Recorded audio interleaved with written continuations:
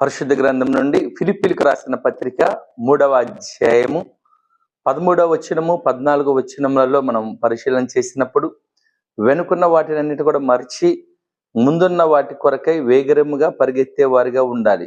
దాని గల కారణము క్రీస్తు యేసు మనకి భవిష్యత్ కాలంలో ఉన్నతమైన బహుమానాన్ని సిద్ధపరిచించినాడు. ప్రియులారా, నిజంగా దేవుని కృపను బట్టి ప్రేమను బట్టి ఈ 2025వ సంవత్సరము జనవరి 1వ తారీఖు నుండి ఈ రోజు డిసెంబర్ 31వ తారీఖు వరకు కూడా దేవుడు తన రెక్కల క్రింద మనల్ని భద్రంగా దాచి ఉంచినాడు. అందుని బట్టి దేవునికే ఘనత మహిమ ప్రభావములు చెల్లునుగాక.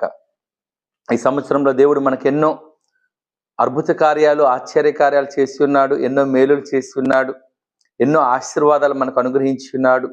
అదేవిధంగా మనము ఈ లోకంలో జీవిస్తున్నాము కనుక కొన్ని సమస్యలు కూడా ఎదుర్కొని ఉన్నాము, కొన్ని శ్రమలు కూడా మనం భరించి ఉన్నాము, కొన్ని అవమానాలు కూడా మనం భరించి ఉన్నాము, కొన్ని నిందలు కూడా మనం భరించి ఉండి ఉంటాము. అయితే రాబోయే నూతన సంవత్సరంలో ప్రవేశించే ముందు ఈ సంవత్సరంలో మనం ఎదుర్కొన్న సమస్యలన్నిటిని కూడా మనం మర్చిపోయే వారిగా ఉండాలి. వెనుకున్న వాటన్నిటిని మనం మర్చిపోదాం. ఎవరైనా మనల్ని అవమానిస్తే అది మర్చిపోదాం, వారిని మనం క్షమిద్దాము.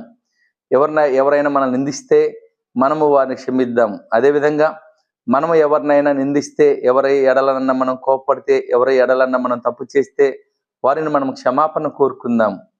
దేవుడు మనకు రాబోయే నూతన సంవత్సరంలో నూతనమైన ఆశీర్వాదాలు మన కొరకు సిద్ధపరిచి ఉంచి ఉన్నాడు కనుక ఈ సంవత్సరంలో మన జీవితంలో జరిగిన మేలులను బట్టి, అద్భుతాలను బట్టి, ఆశ్చర్య కార్యాలను బట్టి దేవునికి ఘనత మహిమ ప్రభావములు చెల్లునుగాక.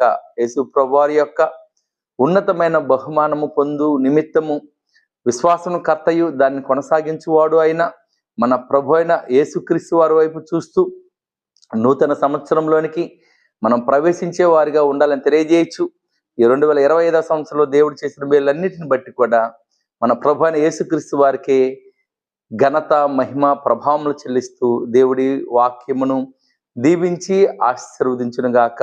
ఈ 2025వ సంవత్సరానికి మనము వీడ్కోలు చెప్తూ దేవుడు మనందరినీ కూడా దీవించాలని తెలియజేయచ్చు. మరి ఒకసారి ప్రభు అయిన యేసుక్రీస్తు వారు మిమ్మల్ని, మీ కుటుంబాలని నూరంతలుగా ఆశీర్వదించును గాక. ఆమేన్.